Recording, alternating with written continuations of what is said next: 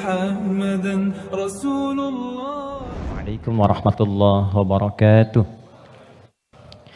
Alhamdulillahi wa kafa, wassalatu wassalamu ala rasulillahil mustafa wa ala alihi wa sahbihi wa man wafa, wa ba'd. Keluargaku, teman-teman di musyawarah yang saya senantiasa berdoa, semoga seluruhnya tanpa kecuali dirahmati, dimuliakan dan diridhai oleh Allah Subhanahu wa taala. Dan tentunya doa ini tidak akan menjadi maksimal dapat dirasakan kecuali diiringi dengan ikhtiar juga dari teman-teman untuk mewujudkan itu. Ketika seorang ibu memohon kepada Allah, ya Allah jadikan anakku anak yang saleh. Tapi anaknya tidak merespon itu untuk menunjukkan dan berikhtiar mendapat kesolehan, tentu tidak mudah doa-doa itu sampai meresap ke dalam jiwa. Karena itu sekali lagi mudah-mudahan apa yang seringkali kami mohonkan kepada Allah Subhanahu wa taala ada kekuatan dan keyakinan dari teman-teman juga untuk menjemputnya sehingga menjadikan kehidupan dan ranah yang kita pijak dalam pekerjaan profesi apapun menjadi bernilai dan membahagiakan baik di dunia ataupun di akhirat. Baiklah, hari ini kita belajar sesuatu yang sangat penting sekali. Dan ini bila mampu kita olah dengan baik akan menghadirkan puncak kebahagiaan tertinggi. Dan seringkali masalah yang dirasakan oleh setiap orang sumbernya atau puncaknya dari titik ini. Kita akan belajar tentang nafsu. Nafsu. Sering dengar ya? Nafsu, tapi barangkali kita akan olah itu dari pendekatan Al-Quran. Bagaimana nafsu itu diterangkan, seperti apa mengelolanya, dan bagaimana cara mengimplementasikan dalam kehidupannya. Kita bagi dalam 2 sesi, barangkali nanti kita akan ada pemaparan dan kita diskusi untuk mendalami apa yang mungkin kita bisa diskusikan. Bismillahirrahmanirrahim. Kita mulai teman-teman sekalian dari Quran surah ke-91. Nanti silahkan dicek ya. Quran surah 91 itu Asy-Syams. Asy-Syams.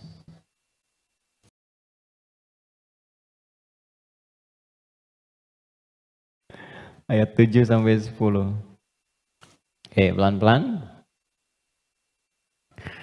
Wa nafsin wa ma sawwaha fa'alhamaha fujuraha wa taqwaha. Ini butuh fokus agak dalam karena memang pembahasannya cukup detil, tapi saya berusaha menyederhanakan yang mampu bisa kita pahami. Wa nafsin wa ma sawwaha, dan demi nafas.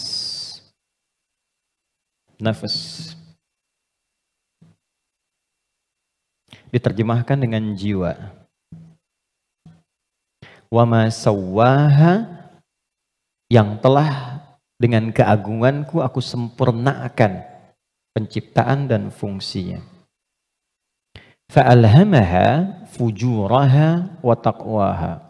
Maka demi menyempurnakan fungsi nafas ini, ditanamkanlah 2 potensi. Dan ini yang akan mengendalikan semua perilaku kita dari ujung kepala sampai ujung kaki. Kuncinya ada di sini. Apakah pandangan ini akan baik atau mengarah kepada yang kurang elok? Perintahnya ada di sini. Baik, demikian seterusnya. Fa'alhamaha fujuraha, ini fujur, wa taqwaha, ini taqwa. Qad aflaha man zakkaha.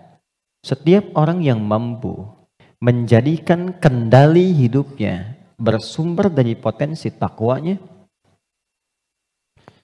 maka seluruh perilaku hidupnya dari ujung kepala sampai ujung kaki akan mengantarkan ia pada kesuksesan dan kebahagiaan dari semua aspek kegiatan yang ia lakukan dalam hidup. Ini jaminan dari Allah. Jadi apapun yang Anda lakukan, Anda kerjakan, pekerjaan apapun yang sekarang sedang diikhtiarkan, itu akan cenderung terdorong mendekat kepada kebahagiaan dan kesuksesan jika patokan dalam mengendalikan itu semua bermuara dari sini. Wa qad khaba man dassaha, tapi bila yang digunakan sebagai acuannya adalah yang fujur, maka ini akan cenderung mengantarkan pada nestapa kehidupan. Tingkat yang paling rendah. Khaba itu tingkat yang paling rendah. mendapatkan celaan, hinaan, cacian, macam-macam, bahkan sebelum berpulang. Ya, yang tidak paling menyenangkan itu hidupnya dicela, wafat dicaci, pulang ke akhirat disiksa. Dan itu yang tidak paling mengenakan dalam kehidupan. Nah, sekarang dari satu surah ini, dari ayat 7 sampai 10, kita ingin dalami lebih kuat, dan pendalaman ini menuntut kita untuk lebih fokus karena ini kaitan dengan diri kita sendiri. Apa itu nafas? Itu dulu. Nafas itu apa? Jiwa itu apa? Tempatnya di mana? Seperti apa yang kita rasakan pengaruhnya dalam hidup? Kita pindah dulu ke Quran surah 15 Al-Hijr ayat 28 sampai dengan ayat 30. Quran surah 15 ayat 28 sampai 30. Pelan-pelan. Wa idh qala rabbuka lil malaikati inni khaliqum basyara. Dan ingat, kalau ada idh itu maknanya 3. Ingat, pahami, renungkan. Jadi kalau kita membaca Quran dibuka dengan idh, diingatkan kita oleh Allah, ingat ya. Pahami apa yang akan kau baca ini, lalu renungkan itu pada dirimu yang paling dalam. Wa idh qala rabbuka lil malaikati, pahami, ingat, renungkan.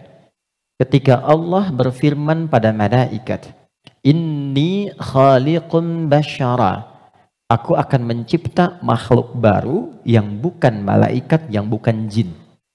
Jadi sebelum Allah mencipta kita manusia disebut dengan basyar di sini, maka sudah ada malaikat dan jin terlebih dahulu. Urutannya malaikat dulu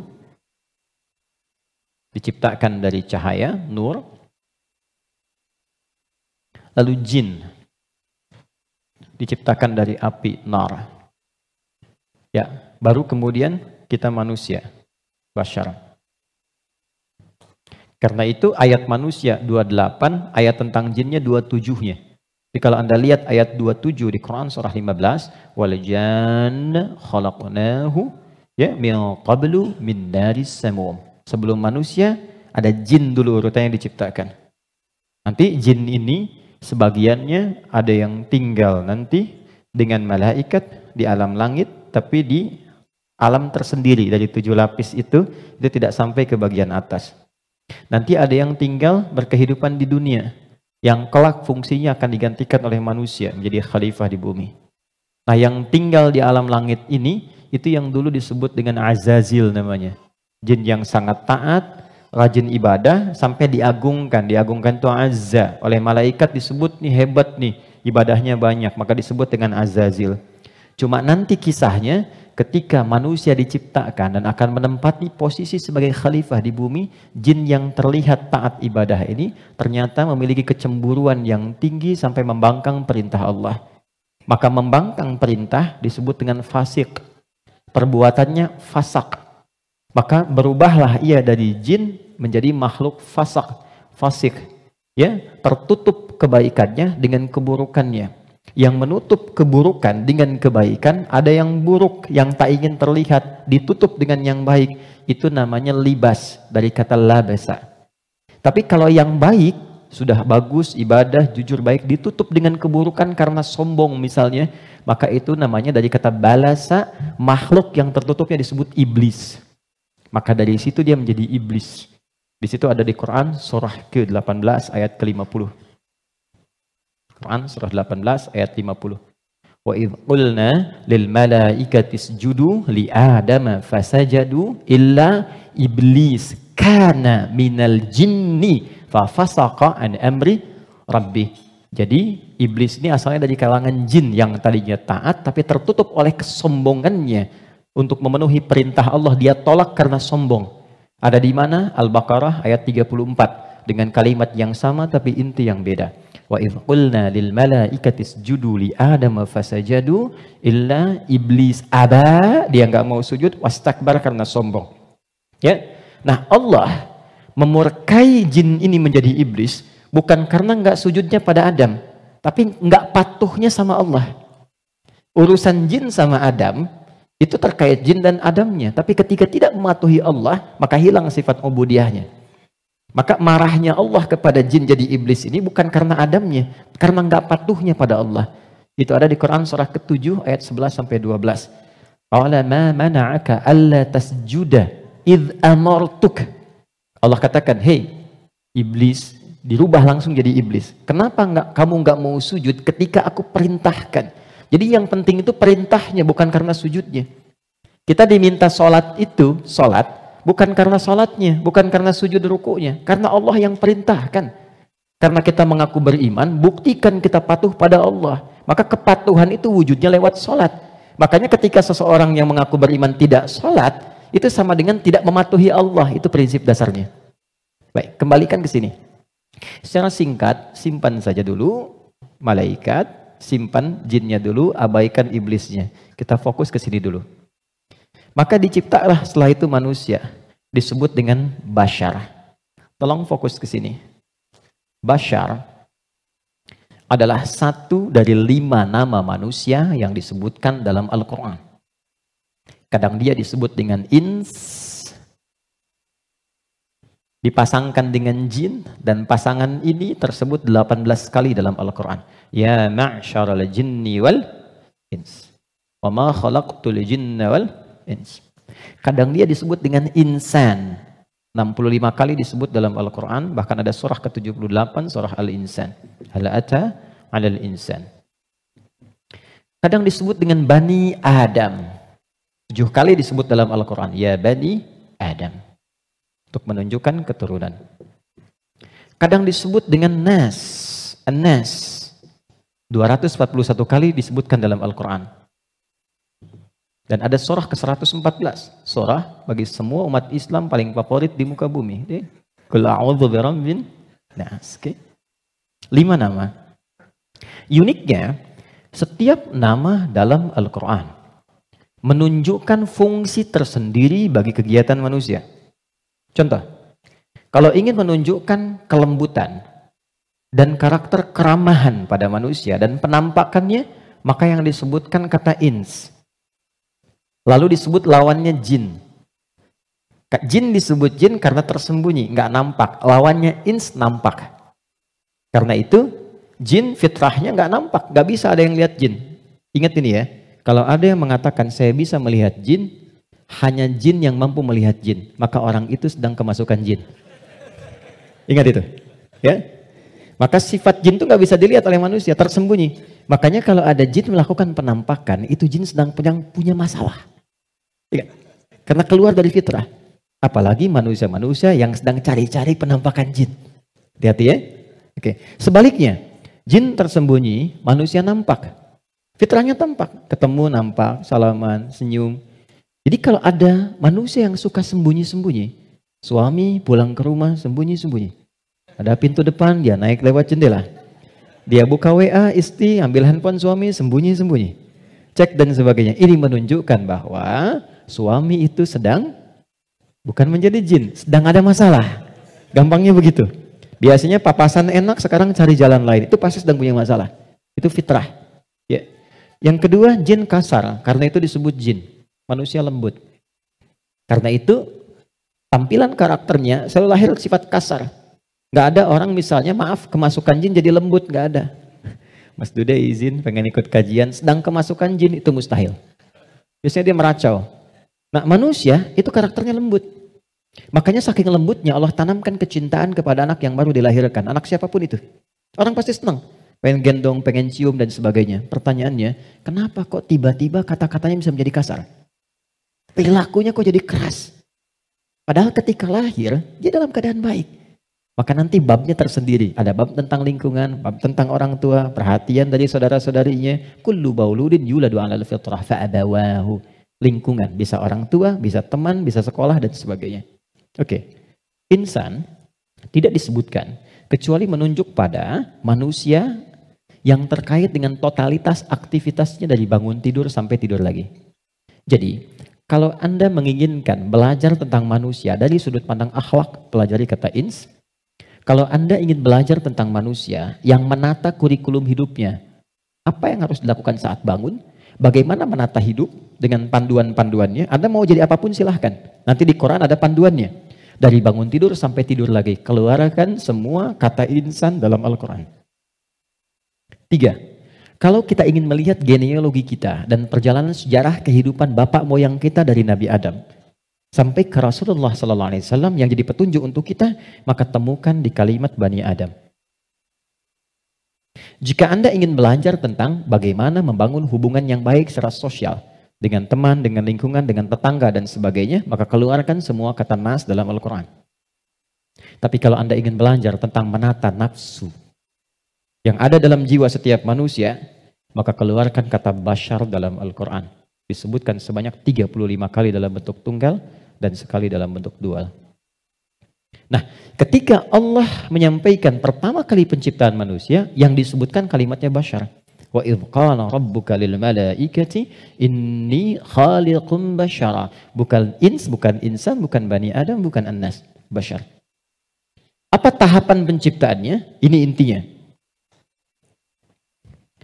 Wa idh qala rabbuka lil malaikati inni khaliqum basharan min salsalin min hama'in masnun fa idza sawaituhu. 1.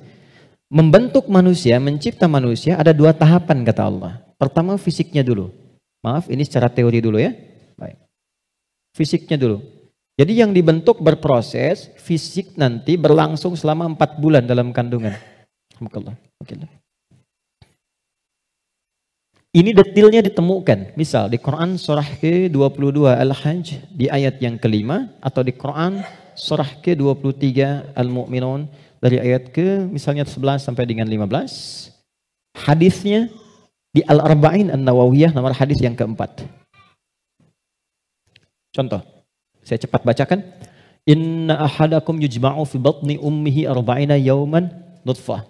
Setiap anak cucu Adam sebelum terlahir dari rahim ibundanya akan mengalami proses selama 40 hari pertama pertemuan spermatozoa dengan ovum proses. Thumma yakunu mithla dzalika 'alaqah. 40 hari yang kedua membentuk zigot yang mulai menempel di dinding rahim, mulai berproses. Thumma yakunu mithla dzalika mudghah. 40 hari ketiga berbentuk mulai ada daging keratan, mudghah. Sekarang di kurikulum kedokteran di fase modul awal, namanya modul tumbang, tumbuh kembang, itu sama, diksinya sama, menggunakan kata mudghah. Pernah ada anak dari UIN, kedokteran datang ke saya, Ustaz saya minta belajar. Saya bilang, Anda dari mana? Kedokteran. Berikan dulu semua modul Anda ke saya untuk saya pelajari dan saya belajar dari Anda, baru kemudian Anda boleh belajar dari saya. Maka saya temukan di antara modulnya ada kata mudghah di dalamnya. Baik, itu usia 4 bulan, 40 hari ketiga. 40 kali 3, 120 hari, 4 bulan. Thumma yursalu ilaihil malak fayanfukhu fihi ruh. Ini poinnya. Di usia 4 bulan ini, barulah diperintahkan oleh Allah ditiupkan roh. Karena itu kalau ada yang tengah mengandung, usia 4 bulan, itu rohnya sudah masuk. Ya? Dan di situ nanti ada tuntunan. Bagaimana mendidik anak sejak dalam masa kandungan. Kami pernah share ini di hari Quran dan dipraktekkan. Alhamdulillah begitu anaknya mulai bicara yang keluar Quran. Dan setelah itu dicek kemudian oleh ustadz yang mengecek ternyata telah hafal Quran 30 juz. Dalam baru bicaranya itu. Lalu diurutkan 3 tahun usia hafalan, 3 tahun usianya hafal Quran 30 juz. Di antara amalannya Quran surah ke-7 ayat 189. Falamma taghasyaha hamalat hamlan khafifa famarrat bi sampai ke ujung ayatnya da'amallaha rabbahuma la in ataitana salihah lanakunanna minasyakirin. Jadi kalau ada yang sedang mengandung, di antara sunnah membacakan untuk anak itu suami istri. Bukan hanya istri saja, suami saja. Suami istri berdoa, itu doanya ada di Quran surah 7 ayat 189. Satu ayat ini saja. Ya, secara singkat. Saya agak cepat, roh ditiupkan. Nah, roh ini sumber kehidupan. Saya mau tanya begini, maaf ya, ini saya sederhanakan sekali. Kalau roh sumbernya dari mana? Halo? Roh sumbernya dari mana? Allah, oke? Baik, sumbernya dari Allah. Tahu dari mana?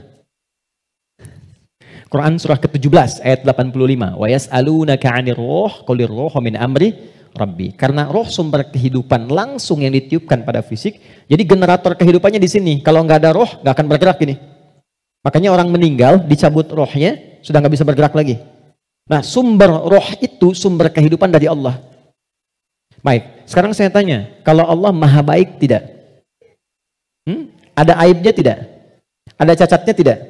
Lihat, kumpulan semua kebaikan, jika dikumpulkan, jujur, sabar, misalnya kan kalau kita kumpulkan sifat-sifat baik itu, semuanya itu akumulasinya disebut dengan takwa namanya.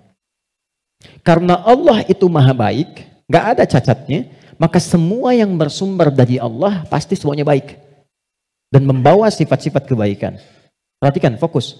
Roh ini ketika ditiupkan, masuk ke dalam fisik manusia usia 4 bulan, dia membawa sumber-sumber kebaikan. Karena datangnya langsung dari Allah, diperintahkan masuk, maka membawa akumulasi kebaikan. Maka selain roh ini masuk ke dalam fisik, dia juga membawa potensi-potensi kebaikan yang disebut dengan takwa. Ini fa'alhamaha fujuraha takwa. Pelan-pelan. Kalau fisik ini langsung dari Allah atau ada proses dulu?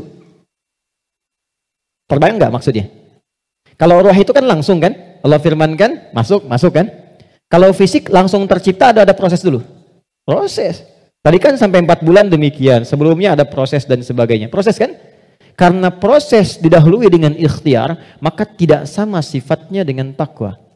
Dia membawa sifat bawaan disebut dengan fujur. Sekarang perhatikan, saya ilustrasikan. Bismillah. Ini ada gelas. Oke, kosong ya.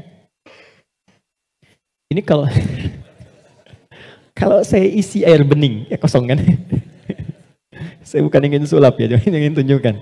Kalau ini saya isi air bening nih, bening, oke? Bening. Lalu saya campur dengan kopi. Jadi apa warnanya? Oke, berubah warna kan? Intinya hitam misalnya. Saya kasih susu, berubah warna kan? Baik ya? Maka perhatikan baik-baik. Kalau kita ilustrasikan, ini ada tempat, dimasukkan kemudian air bening. Gambarkan yang bening itu takwa ini. Jelas? Takwa itu tadi sifat yang melekat kepada apa? Roh. Masih ingat? Kemudian dia bercampur dengan ini, sifat bawaan dari fisik. Kenapa saya sebut tidak langsung dari Allah, tapi melalui proses ikhtiar yang Allah tetapkan? Karena maaf sekali. Kenapa namanya disebut fujur? Karena ini berkumpul segala macam bentuk di sini. Apakah teman-teman mencari semua yang halal, yang dimasak oleh istri, masuk kemudian ke dalam mulut dan perutnya, dan terkonsumsi oleh janinnya? Apakah dipastikan semua halal?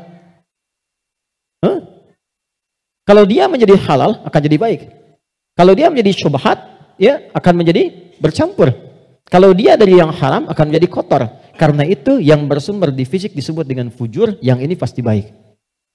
Tadi saya katakan, kalau campurannya susu, bening, bagus, nyaman. Tapi kalau campurannya kotor, lumpur dan sebagainya, maka jadi bermasalah. Maka jangan pernah membawa sesuatu yang haram, dibawa ke rumah, apalagi dikonsumsi anggota keluarga. Karena itu pasti akan merusak dan berpengaruh kepada karakter. Karena masuknya ke sini. Itu pasti itu. Pasti. Pernah ada riset begini, ini saya langsung lakukan. Saya baru pulang dari Tripoli, mengajar di satu tempat di Bekasi. Kemudian tiba-tiba ada anak yang tidak biasa. Ini menarik ini. Anaknya unik sekali. Tapi ibunya salihah. Rajin, bapaknya salihah. Bapaknya salih, ibunya salihah. Jadi rajin ke majelis ilmu dan anaknya unik. Nah, qadarullah alhamdulillah bertahan dengan kami itu sampai selesai belajar. Ibunya tiba-tiba datang. Alhamdulillah Ustaz katanya. Anak saya bisa bertahan. Emang kenapa Bu? Tidak pernah dia bisa bertahan di satu tempat. Baik di pengajian apalagi di sekolah. Kecuali setelah 5 menit gurunya akan datang mengantarkan ia kepada saya. Mohon dibawa pulang. Karena kami tak sanggup mengajarinya lagi. Nah tanpa saya tanya ibunya cerita.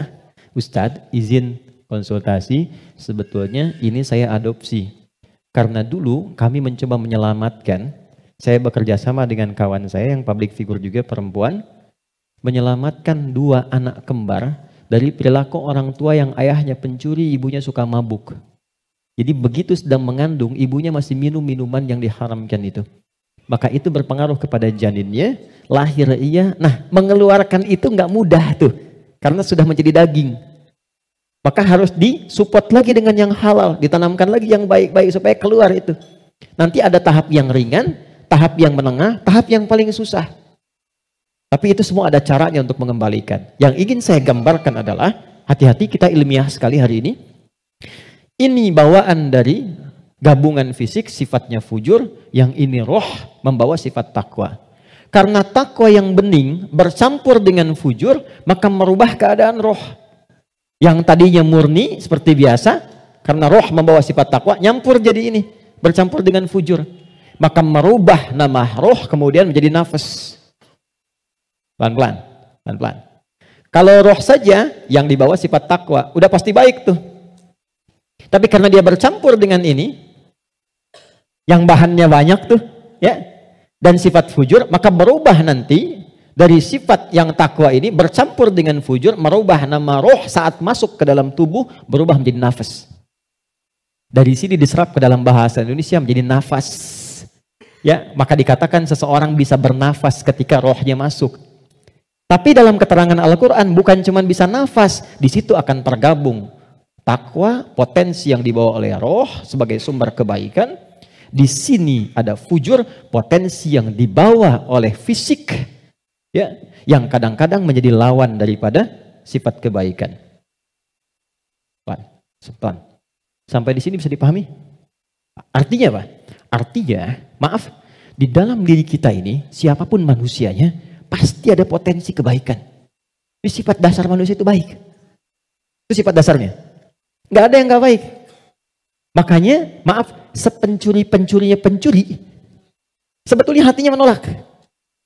Ketika akan mencuri, pasti hatinya menolak itu. Itu salah. Karena itu pencuri nggak mau dicuri. Coba kalau 3 orang mencuri, yang satu misalnya menyembunyikan hasil curiannya, maka bosnya akan berkata, maling kamu. Padahal mereka baru maling gitu kan? Ya, oke, pelan-pelan ya. Jadi singkatnya, di dalam diri kita terkumpul semua potensi kebaikan yang dibawa oleh roh. Dan saat yang bersamaan, ada potensi yang dibawa oleh fujur dari fisik. Ada di sini, ini lawannya. Nah, yang menarik begini, ini potensi takwa ini, akumulasi semua kebaikan, kita sebut dengan sumber positif, gini. Yang ini, didesain oleh Allah sebagai lawannya, kita sebut kutub negatif, begini, fujur. Pelan-pelan ya. Dan ini sudah menjadi hikmah kehidupan. Apapun yang bisa bergerak akan selalu ditemukan positif dan negatif. Anda beli robot-robotan pakai baterai, pasti ada kutub positif dan negatif kan? Ya kan? Proton dan neutron. Dalam proton nanti ada neuron dan macam-macam, ada partikel, ada atom dan sebagainya. Jelas ya? Ini semua hukumnya sudah begitu. Ini hukum kehidupan. Tapi kaitan dengan diri kita, ini yang harus kita sadari. Saya turunkan ke sini untuk lebih mudah. Nafas. Di sini ada takwa. Semua kumpulan sifat baik, jujur, rendah hati, kemudian sabar, dan seterusnya. Saat yang bersamaan, di sini ada lawannya, sifat fujur. Jadi kalau teman-teman di sini menemukan jujur, di sifat fujur itu ada dusta. Kalau di sini ada rendah hati, di sini ada sombong. Kalau di sini ada sabar, di sini ada sifat amarah yang berlebihan, pemarah. Nah, kita mesti menyadari setiap manusia itu punya potensi jujur, tapi saat yang bersamaan punya potensi dusta. Dia punya potensi rendah hati, tapi saat yang bersamaan dia bisa sombong. Nah, yang paling menarik adalah bagaimana kita bisa mengendalikan ini sehingga yang keluarnya selalu yang baik. Dan yang ini bisa kita tutup, bisa kita tekan sehingga tidak muncul ke permukaan. Nah, inilah inti pembahasan kita yang akan kita turunkan. Saya ingin fokuskan betul pada apa yang akan saya terangkan saat ini. Jadi yang barusan muqaddimah ya. Sekarang kita mulai ke intinya. Saya ingin berikan penjelasan dari akarnya dulu supaya kita paham tentang diri kita. Jelas sampai di sini? Halo? Jelas ya? Oke. Yuk kita lihat. Kembali ke Quran surah Asy-Syams ayat 7 sampai 10. Wa nafsin wa ma sawaha, dan demi jiwa nafas yang telah aku sempurnakan, kata Allah penciptaannya. Fa'alhamaha fujuraha wa taqwaha. Maka diilhamkan pada nafas ini ada dua yang seakan berlawanan, yaitu fujur dengan bawaan ini dan takwa sifat baik. Sekarang lihat rumusnya. Qad aflaha man zakkaha. Qad, saya berikan gramatikal bahasa Arabnya dulu. Qad harfut tahqiqin wa taukidin. Huruf tahqiq yang menjamin sesuatu, taukid yang menegaskan satu hukum. Cara menerjemahkannya, qad aflaha, aku jamin, kata Allah, dan aku tegaskan. Orang yang mampu menata zakat, menata nafasnya dengan baik, maka hidupnya akan cenderung sukses dan bahagia, apapun pekerjaannya. Baik, kalau Anda buka terjemahan, zakat itu diterjemahkan dengan menyucikannya.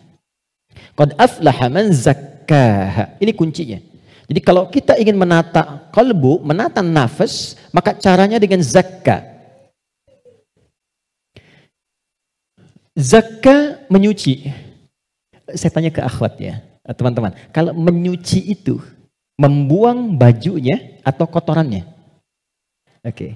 Saya tanya ke teman-temannya ikhwan yang pria. Sekali lagi saya pastikan. Menyuci itu membuang bendanya atau menghilangkan kotorannya? Kotorannya. Baik. Sekarang saya tanya pada semuanya. Kalau tidak kotor, mungkin nggak dicuci? Huh? Halo? Kalau tidak kotor, mungkin nggak dicuci? Baik, baik. Sekali lagi, yang ketiga, yang terakhir. Jadi adanya kotor itu untuk menunjukkan yang bersih atau untuk mengotori pakaiannya? Ayo, bingung sekalian nggak apa-apa. Manfaat kotor itu, kotor, untuk menunjukkan yang bersih atau untuk mengotori pakaiannya? Bukan, yang mengotori itu andanya, gitu kan? Kotor itu diciptakan untuk mendapatkan bersihnya. Sebab kalau nggak ada kotor, nggak akan ketahuan bersihnya. Anda nggak mungkin nyuci kalau nggak ada kotoran, nggak ada kerjaan. Tapi supaya ketahuan itu bersih, ditampakkan yang kotornya. Kan harus ada pembanding. Dari mana taunya orang itu baik? Kalau ada yang buruknya, bisa dibandingkan. Tahu dari mana dia jujur? Kalau ada bohongnya. Tahu dari mana bersih? Kalau ada kotornya. Maksud saya, kotoran itu diciptakan bukan ingin mengotori pakaiannya, tapi ingin menghasilkan kebersihan di balik kotoran itu. Karena itu menyuci itu membersihkan kotoran, bukan membuang bendanya. Tarik logika itu ke sini. Qad aflaha man zakkaha. Allah menciptakan sifat fujur bukan ingin menjadikan manusia itu terjebak dalam keburukan. Jadi jangan bertanya begini, kenapa Allah ciptakan sifat dusta? Kan saya nggak akan berdusta kalau begitu. Kenapa Allah ciptakan sifat sombong? Kan saya nggak akan sombong kalau begitu. Bukan, kata Allah, pada asalnya diciptakannya fujur dengan semua sifat ini adalah untuk menjadi katalis dalam bahasa kimianya itu. Supaya dia bisa menstimulus supaya baiknya keluar. Sebab kalau nggak ada ini nggak akan muncul. Contoh, bisa nggak ada sabar kalau nggak ada marah? Antum pulang ke rumah, ketemu istri. Tiba-tiba nyampe rumah, istri bilang, "Pak, sabar ya Pak, sabar," gitu. Padahal nggak ada hujan, nggak ada angin, nggak ada apa-apa. Kira-kira respon antum gimana? Sayang, kamu sehat? Kan? Nggak mungkin kan? Ada amarah, pim. Mau marah nih, sabar aja, sabar, nggak usah dibalas. Nah, kapan ada sabar kalau ada pemicunya? Kapan ditemukan jujur? Ketika ada dusta. Jadi dusta itu diciptakan bukan ingin menjadikan Anda sebagai pendusta, tapi sebagai katalis supaya jujurnya muncul. Sabar diciptakan dan marah diciptakan untuk supaya yang baiknya muncul. Sebab kalau nggak ada marah, sabarnya nggak akan naik. Paham nggak sampai di sini? Nah, cara kita mengolah dibalik. Kata Quran, qad aflaha man zakkaha. Kalau satu waktu terjadi muncul dorongan yang mendorong dari sini, fujur ke nafas. Cara kerjanya begini supaya lebih paham. Gak apa-apa, saya menghapus saja. Bismillah. Jam 3 saya dari Bandung, ya Allah. Aku sudah hari Kamis. Saya nerangkan sendiri. Kehormatan bagi saya Presiden Musyawarah. Enggak usah ini aja, supaya nggak ada beban. Jazakallah. Gak apa, ini aja. Baik. Kasih banyak, jazakallah khair. Semoga dapat tambahan rahmat. Amin. Cukup? Ya, dipegang aja nanti kalau ada keperluan lagi. Okay. Gini teman-teman, saya mulai dari sini dulu. Ini agak mahal, tapi butuh fokus. Ini nafas. Nafas itu inti jiwa nih di sini. Kelihatan ya? Intinya di sini. Di dalam inti ini ada lagi turunan tadi. Saya kebawahkan dulu, di takwa, semua sifat baik. Yang ini fujur. Ini lawannya. Nafas itu adanya di dalam kolbu. Kolbu begini. Yang sering terjemahkan dengan hati. Adanya di sini, kolbu. Kolbu adanya di sodrun. Nih, ini. Masih ingat teman-teman kalau sholat kan, Allahu Akbar tangannya di sini kan? Ini posisi tangan ini sodrun. Di dalam sodrun ada kolbu.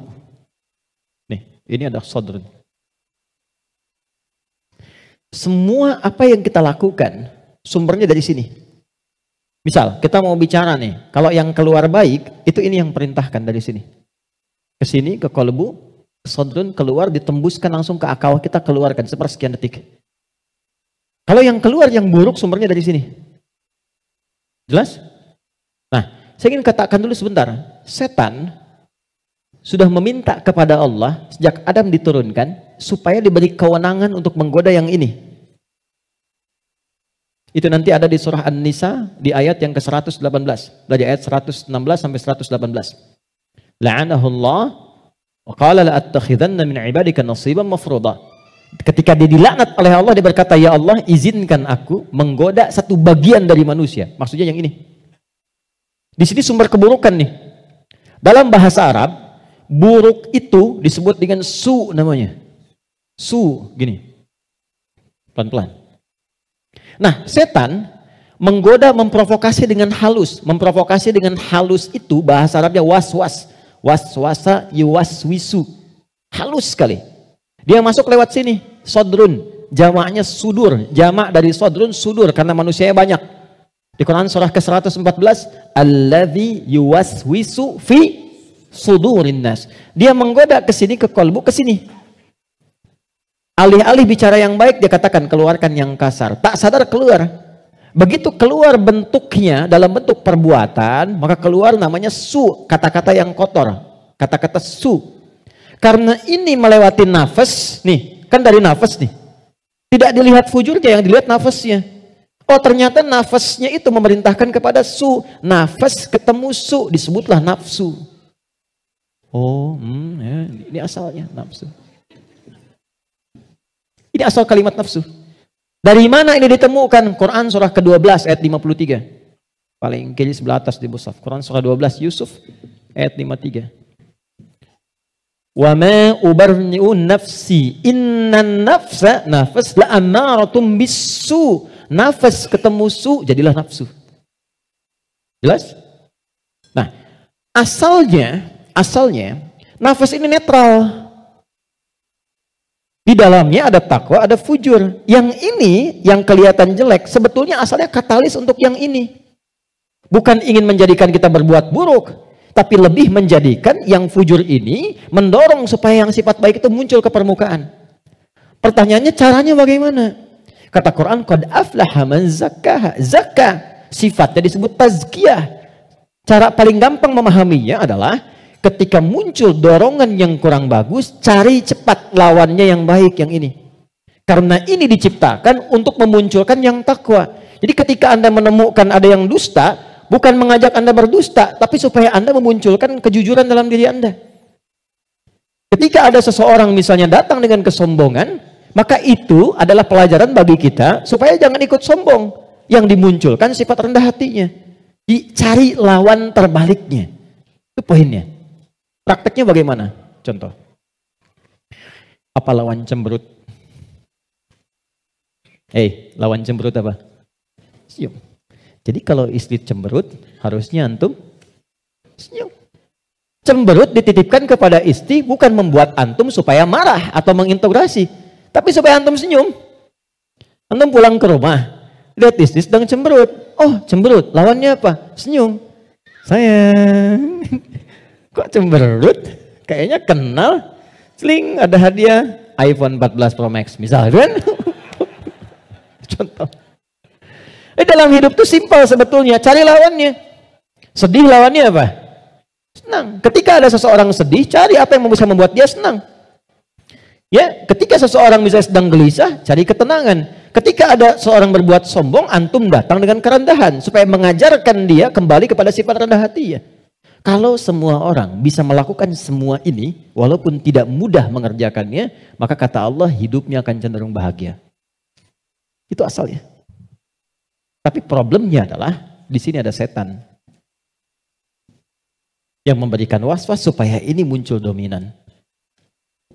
Apa yang bisa mencegah dan menghambat setan supaya tidak menjadikan manusia dominan dengan sifat fujurnya dibanding takwanya? Sebelum sampai ke sana, saya ingin jeda dulu. Saya ingin simpulkan dulu konsep dasarnya. Jika kita ingin menata nafas dengan baik, sehingga tidak didominasi oleh nafsu, sifat-sifat yang kurang bagus, maka setiap mendapati kekurangan-kekurangan atau hal yang kurang positif dari siapapun lawan kehidupan kita, maka cepat munculkan lawan baiknya. Kadang-kadang yang diuji bukan kita, yang diuji orang lain, tapi yang disasar hikmahnya kita. Itu namanya fitnah. Jadi fitnah itu tidak harus selalu tuduhan. Bisa jadi ujian. Misal, inna min azwajikum wa auladikum, bahkan amwalikum fitnah. Kata Allah, anak-anak itu jadi fitnah. Maksudnya apa? Kadang-kadang di anak-anak ada aktivitas-aktivitas yang mungkin tidak ideal, yang orang sebut dengan nakal. Ya? Padahal tidak ada anak yang nakal. Boleh jadi anak itu dibuat aktif supaya kreativitas orang tuanya makin muncul. Jadi ketika Anda melihat anak-anak punya ekspresi tersendiri, lihat dulu dari yang kurang bagus itu apa yang dimunculkan yang baik supaya keluar. Itu caranya. Sama dengan begini, itu ada kejadian di Cianjur. Musibah. Bagi warga Cianjur yang terkena, itu bala namanya. Ibtila, ujian langsung yang dialami. Bagi kita itu fitnah. Ujian yang diberikan ke sana, tapi hikmahnya menyentuh diri kita. Ada nggak yang terpanggil untuk datang? Betul nggak orang beriman saling merasakan? Betul nggak titipan harta itu benar-benar untuk berbagi dan sebagainya?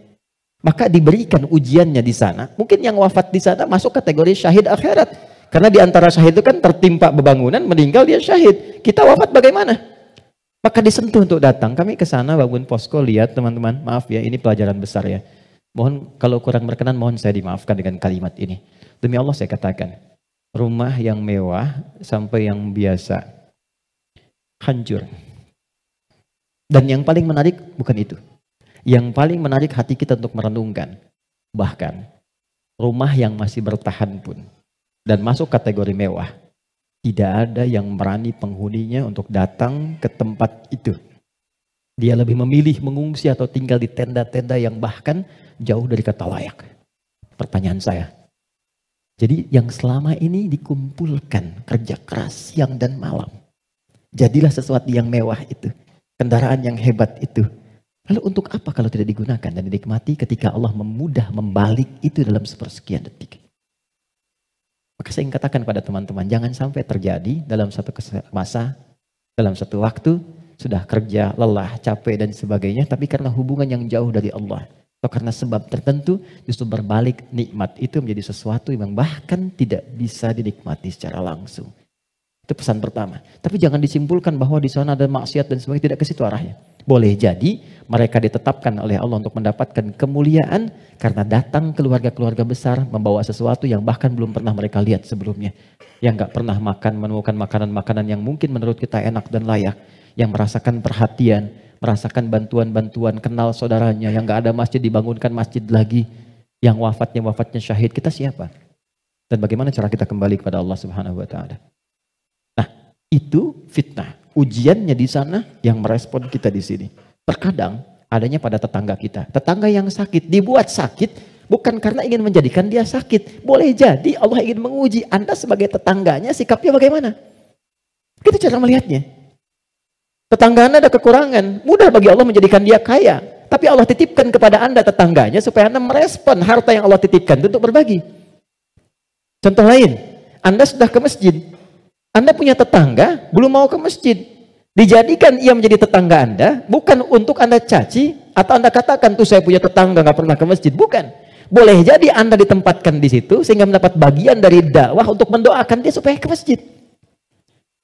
Ada orang bertanya, saya tanya begini, satu jamaah, apa hukumnya ada tetangga masjid, tinggal di samping masjid, 5 meter jaraknya dari masjid, bahkan toa masjid menghadap ke rumahnya begini.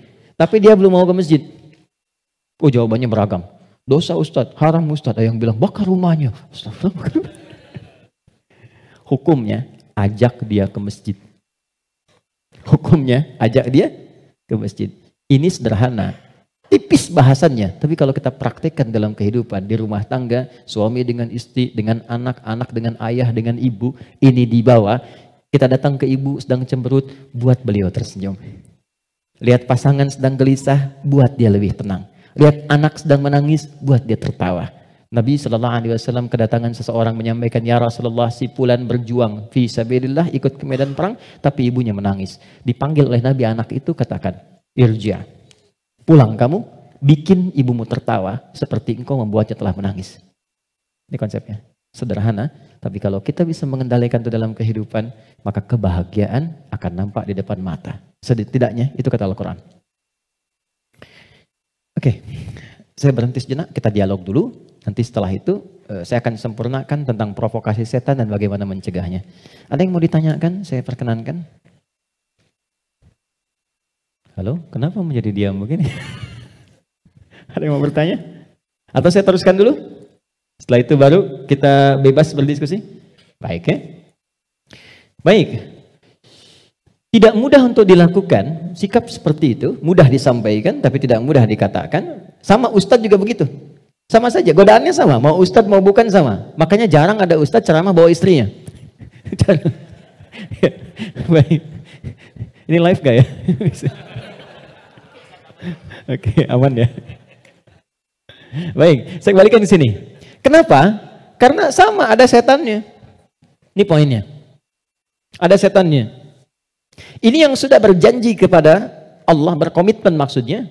Pokoknya selama manusia hidup, siapapun itu, dan apapun statusnya, dia pasti memberikan waswas, menggoda lewat sini. Supaya ini ditekan. Ya, supaya takwanya ditekan, yang naik yang ini, yang buruk-buruknya. Maka bagaimana cara mencegah godaan-godaan setan itu sehingga kita manusia tidak terbawa dalam nuansa provokasi setan, sehingga bertransformasi dari pribadi yang lembut ini berubah menjadi pribadi yang kasar, yang kotor tindakannya dan sebagainya. Maka yang pertama kata Al-Quran, teruskan ayatnya, waqad khaba man dassaha. Ingat ya, kalau sifat fujur itu diperturutkan, diikuti, dusta diikuti, sombong diikuti, jadi perilaku, jadi sombong. Belum apa-apa, sudah mulai pamer, sudah macam-macam dan sebagainya. Perhatikan, khab. Pikirkan dulu kata Allah kalau mau sombong. Pikirkan kalau ingin dusta. Pikirkan kalau ingin berbuat hal-hal yang buruk. Khab. Muaranya, ujungnya pasti kehinaan. Ini. Jadi sebelum berbuat sesuatu yang menyimpang, kalau Anda ingin berkata kotor, pikirkan dulu. Karena ketika itu keluar, Anda akan terhina, kata Allah. Anda akan terhina. Kalau bukan ada yang di hadapan, orang lain yang akan tergerak untuk menghinakan itu. Karena itu tidak sedikit orang yang mengeluarkan kata-kata kotor dalam kehidupan, terekspos kemudian, bukankah dirinya menjadi rendah? Mau sombong, bagi dirinya mungkin hanya ingin menampilkan kerja keras saja. Tapi ketika ditampilkan dalam bentuk sombong, diikuti provokasi ini, maka apa yang terjadi? Khab. Kata Allah, ujung-ujungnya pasti ini, terhina hidupnya. Entah itu mendapatkan celaan, entah itu mendapatkan cacian. Jadi semua bentuk keburukan yang dialami oleh manusia itu kembali kepada perilakunya. Dan pada akhirnya adalah mengikuti bisikan-bisikan yang disampaikan oleh setan. Jadi yang pertama kali, kalau terfikir sesuatu yang buruk, langsung kata Allah pikirkan. Maaf ya, hei jangan kerjakan. Kalau tidak, kamu akan terhina di ujung. Maaf sekali lagi, maaf. Seseorang ketika berbuat korupsi misalnya. Dia merasakan akan mendapatkan sesuatu yang besar. Tapi Quran menasihati jangan lakukan. Karena kamu akan terhina. Betapa itu terbukti ketika dia diketahui. Entah itu KPK, kejaksaan atau polisi menangkap dan seterusnya. Perhatikan, apa hukuman yang didapatkan dalam kehidupan sosialnya? Cacian, makian, celaan. Dan yang paling dahsyat, bukan hanya orang yang melakukan, sampai anaknya dapat bagiannya. Padahal tidak pernah mengerjakannya. Keluarganya mendapatkan bagiannya, padahal tidak pernah melakukannya. Karena itu masuk kepada yang kedua, nahnu narzuqukum wa iyyahum atau nahnu narzuquhum wa iyyakum. Ada dua ayat. Kaidah perilaku dan rizki ada yang terwariskan. Yang kedua kata Allah, kalau kamu merasa bisa menanggung kehinaan pada dirimu, pikirkan keluargamu. Contoh, Anda mengatakan saya belum menikah Ustadz, tapi Anda kan punya ayah, punya ibu. Jadi kalau Anda berbuat sesuatu yang buruk, orang tua Anda akan kena. Anda berbuat maksiat, terjebak dengan perbuatan buruk, menggunakan benda-benda yang haram misalnya, atau mencuri atau macam-macam, waliyadzubillah. Dilakukan itu, diketahui, diekspos di publik, bukan punya Anda, bukan hanya Anda, ibu Anda akan kena, ayah Anda akan kena. Karena itu kata Quran, sebelum Anda berbuat yang kurang baik sebagai anak, pikirkan dulu orang tua. Jadi kalau merasa sebagai anak saya akan menanggung itu nggak apa-apa, pikirkan orang tua Anda. Apa tega ibu yang telah mengandung, melahirkan, merawat, mendidik, ayah yang penuh dengan peluh, merawat Anda, menyayangi Anda, menemani Anda saat tidur, tiba-tiba hanya mendapati keburukan yang dari Anda kerjakan. Mendapati limpahan keburukan dari hasil kreasi anaknya. Satu. Tapi kalau Anda orang tua, maka ingat anak dan keluarga. Saya sedih ya dapat beberapa informasi yang kadang-kadang dari instansi pemerintahan juga konsultasi. Salah satunya yaitu kok masih ada yang nekat berbuat seperti ini. Anda bisa bayangkan seorang bapak korupsi, anaknya dibully di sekolah sampai dia putus sekolah. Salah apa anaknya? Ibunya berbuat maksiat, ketahuan. Keluarganya yang kena. Suaminya yang hancur karirnya. Karena yang istrinya berbuat yang tidak bagus, berselingkuh, bergaul dengan pasangan yang lainnya, suaminya yang kena, suami yang kemudian diputus pekerjaannya, anak-anak yang kena bulinya. Jadi masuk yang kedua, ketika ada seseorang yang berpikir mengikuti provokasi setan, kata Allah, pikirkan keluargamu. Pikirkan anakmu. Yang ketiga, yang terakhir, pikirkan kematian, wafat. Jadi kalau sedang terdorong oleh nafsu yang diarahkan oleh setan untuk berbuat yang buruk, misal, maaf, ingin mencela orang, hanya sekedar bikin status. Coba bayangkan saat berbuat seperti itu, Anda diwafatkan oleh Allah Subhanahu wa Ta'ala. Apakah mau wafat dalam keadaan sedang berbuat maksiat? Sementara selama ini Anda sholat, Anda puasa, Anda zakat dan sebagainya. Tiba kemudian berbuat maksiat dan wafat dalam keadaan demikian. Itu puncak terakhirnya yang paling cepat bisa mengendalikan nafsu kita supaya tercegah dari perbuatan yang buruk. Selebihnya di situ doa-doa untuk menguatkan itu semua. Ada ayat kursi, ada surah, 3 surah paling favorit semuka bumi terakhir. Al-Ikhlas, Al-Falaq, An-Nas. Ada istighfar dan lain sebagainya. Nah itu jalan-jalan yang bisa kita lakukan. Dan sebagai penutup, kalau sudah pernah terjebak berbuat seperti itu, bagaimana cara kembalinya? Ini ada jalan rel. Salah belok ke sini. Ingin balik lagi supaya ke jalan yang benar. Balik kembali. Kembali ke jalan yang lurus, yang benar. Untuk menempuh jalan yang lebih baik, dalam bahasa Arab disebut dengan taba, sifatnya disebut dengan taubat.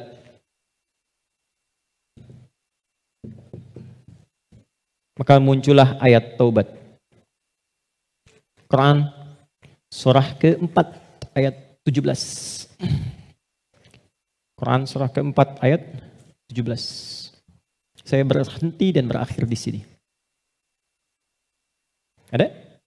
Innamat taubatu 'ala Allahi lilladzina ya'maluna as-su'a bijahalatin thumma yatubuna min qarib. Masih ingat teman-teman, kalau perbuatan dari nafsu jadi wujud perbuatan, maka disebut apa namanya? Perbuatannya disebut apa? Masih ingat gak? Oh, kalau lupa suka nggak ingat tuh. Su, masih ingat kan? Su kan? Oke. Sekarang di ayat itu, innamat taubatu 'ala Allahi lilladzina ya'maluna su.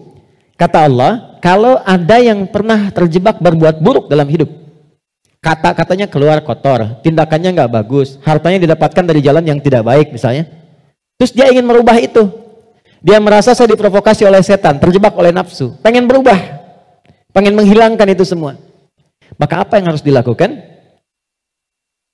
Tsumma yatubuna min qarib. Ini yang indah nih, bab ini yang paling penting, mohon fokus baik-baik, ini yang paling penting dan ini yang paling dahsyat yang bisa kita dapati saat ini. Tsumma yatubuna min qarib. Ini kalimatnya. Gak perlu dihapus dulu, biarkan dulu saja. Nih, teman-teman gini. Kemudian saat dia sadar itu salah, dia bergegas ingin segera memperbaiki. Kalimat ini menjadi mahal karena ada informasi di dalamnya dan ini rahasia. Mohon dijadikan antara kita saja di hari ini ya. Perhatikan kalimatnya. Ternyata, maaf, seburuk-buruknya perbuatan yang pernah dikerjakan oleh manusia, rahmat Allah menjadikan setiap manusia itu selalu mendapat kesempatan cahaya untuk kembali. Karena itu, seburuk apapun perbuatan yang pernah dilakukan, pasti akan ada kilatan di hati kita yang mengingatkan, apa masih mau begini terus? Bisa nggak saya berubah? Pernah nggak merasakan itu? Ya, bisa nggak saya tahajud malam? Bisa nggak saya sholat? Sampai kapan saya mau begini? Nah itu yang mahal. Kadang-kadang datangnya lewat renungan, kadang-kadang datangnya lewat pandangan. Misal Anda pulang dari pekerjaan, kok tiba-tiba Anda lewat ke depan masjid yang banyak orang sedang menunaikan sholat. Tiba-tiba Anda lewat ke pesantren yang anak-anak kecil sudah bawa mushaf, pengen menghafal. Sedang melihat kan? Pertanyaan saya, kok bisa Anda lewat situ padahal bisa melalui jalan yang lain? Itu kalau bukan sayang Allah gak mungkin diberikan demikian. Kadang-kadang lewat pendengaran. Kadang-kadang pendengaran dan penglihatan. Pendengaran misal, taklim di masjid, Masjid Raya Pondok Indah atau misalnya MRBJ di sini. Suara keluar, Anda lewat situ. Begitu Anda lewat terdengar kalimat, bertobatlah kepada Allah sebelum kita semua wafat. Padahal kalimat itu ditujukan pada jamaah yang di dalam, tapi suaranya keluar, Anda yang dengar. Kok bisa Anda dengar itu gitu? Kadang-kadang pendengaran dan penglihatan. Anda pengen lihat YouTube, ngecek yang lain, tapi yang keluar pengajian. Yang paling dahsyat jawaban dari pertanyaan Anda selama ini. Nah itu yang dimaksudkan. Kalau Anda mengalami momentum seperti itu, kata Quran cepat ambil. Karena Allah sedang memberikan kasihnya secara langsung tanpa campur tangan siapapun. Biasanya, kalau dalam kondisi seperti itu disambut oleh seorang hamba, maka muncullah rahmat Allah pada saat itu yang akan langsung merubah hamba itu menjadi kekasih Allah Subhanahu wa taala. Makanya tidak sedikit orang menjadi kekasih Allah. Kekasih itu maksudnya sangat dekat dengan Allah sampai doa pun baru minta udah dijawab. Siapa di antara mereka aulia Allah itu? Rata-rata ada di antara mereka yang tadinya pelaku maksiat. Terus merasakan nikmatnya taubat, meningkat ibadahnya, dan sekatnya seakan-akan menjadi jauh, terpisah, lepas dari dirinya, nyambung ke Allah begitu cepatnya, doanya cepat terjawab, zikirnya terasa dengan nikmat. Itulah aulia Allah. Nah, jadi yang ingin saya katakan adalah, kalau satu kali berbuat salah, terfikir, kemudian ada kilatan di hati kita, di pikiran kita, atau mendengar atau melihat sesuatu, mengarahkan kita untuk bertobat, cepat ambil itu. Cepat ambil. Itu yang dimaksud Quran surah ke-29 di ayat yang terakhir. Walladzina jahadu fina lanahdiyannahum subulana. Setelah itu, sesali perbuatan yang pernah dikerjakan, minta ampun pada Allah. Kalau terkait dengan manusia, minta maaf. Datangi. Dan jangan merasa sungkan. Jangan merasa sungkan. Kenapa berani berbuat salah tapi tidak berani meminta maaf? Datangi, minta maaf. Apapun yang ia lakukan, kata-kata dan sebagainya, tidak akan pernah mengambil hak Anda. Tidak akan mengambil kesempatan Anda, waktu Anda, tapi membebaskan semua sekat yang ada dalam jiwa kita. Tapi kalau orang lain yang salah, maafkan dulu. Memaafkan orang itu akan menghilangkan sekat dalam diri kita, sehingga tidak pernah memikirkan dia lagi. Tapi tidak menyelesaikan persoalan dia dengan Allah. Jadi tetap dia dihisab oleh Allah sebelum dia minta maaf pada kita. Ini nggak ada ruginya. Paham ya? Karena itu, kalau ada kilatan di pikiran kita, mengajak untuk bertobat, cepat respon, sesali perbuatan itu, berjanji tidak mengulangi dan mengganti dengan perbuatan baik. Apa tandanya taubatnya diterima? Tandanya semua perbuatan yang jelek yang pernah keluar dari lisan, dari mata, dari telinga sampai ujung kakinya, misal, maka berganti menjadi perbuatan baik. Itu tandanya hamba itu diterima taubatnya oleh Allah Subhanahu wa taala. Saya tutup dengan hadis Nabi sallallahu alaihi wasallam. Innallaha idza ahabba 'abdan ibtalah. Allah kalau mencintai seorang hamba maka mengujinya. Kadang-kadang di antara ujian itu, kalau manusia tidak bisa memanagenya, ada yang mengantarkan pada sifat-sifat buruknya. Maka muncullah keterangan yang kedua langsung dari Al-Quran. Innallaha yuhibbut tawwabina wa yuhibbul mutatahhirin. Allah sangat mencintai pelaku maksiat yang mau bertobat dibandingkan dengan orang soleh yang tidak pernah merasa salah. Ingat ya, Allah sangat mencintai pelaku maksiat yang mau bertobat dibandingkan orang soleh yang tidak pernah merasa salah.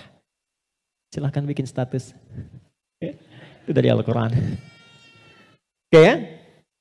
Saya kira itu yang bisa saya sampaikan. Kita berdoa kepada Allah Subhanahu wa taala, mudah-mudahan doa kita bisa dikabulkan dan mendapatkan nilai kebaikan di sisi Allah Subhanahu wa taala.